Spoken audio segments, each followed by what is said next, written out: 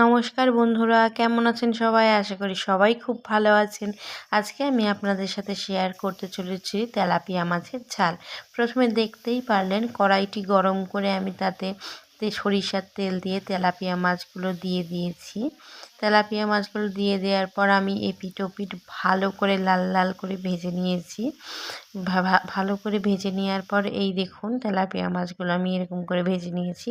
তারপরে ওই কড়াইয়ের মধ্যেই ওই একই তেলে আমি তেজপাতা আর একটা শুকনো লঙ্কা ফোড়ন দিয়ে দিয়েছি। ফোড়নটা ভালো করে ভেজে নিয়ে গোটা জিরে দিয়েছি তেলের মধ্যে। তারপরে আমি আগে থাকতেই শুকনো লঙ্কা, আদা, জিরে, ধনে একসাথে পেস্ট করে নিয়েছিলাম। পেস্ট করে নিয়ে ওই তেলের মধ্যে আমি মশলাটা দিয়ে দিয়েছি। তারপরে লবণ, হলুদ দিয়ে দিয়েছি। এটা আর দেখানো হয়নি। ভালো করে মশলাটাকে কষিয়ে নিয়েছি। কষিয়ে নেওয়ার পর আমি ওর মধ্যে চেরা কয়েকটি কাঁচা লঙ্কাও দিয়েছিলাম।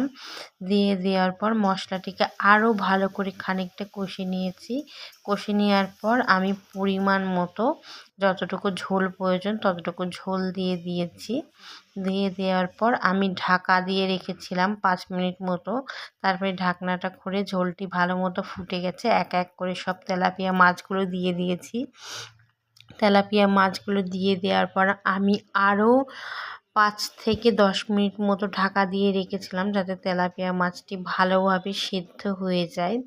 ভালো করে ঢেকে দেওয়ার পর আমি তারপরে ঢাকনাটা খুলে উপর থেকে ধনেপাতা কুচি ছড়িয়ে দিয়েছি। এই দেখুন আমার তেলাপিয়া মাছের কালারটি এইরকম এসেছে। শুকনো লঙ্কার জন্য কালারটি এত সুন্দর এসেছে। আপনারাও বাড়িতে এই রান্নাটি করে দেখবেন। ধন্যবাদ।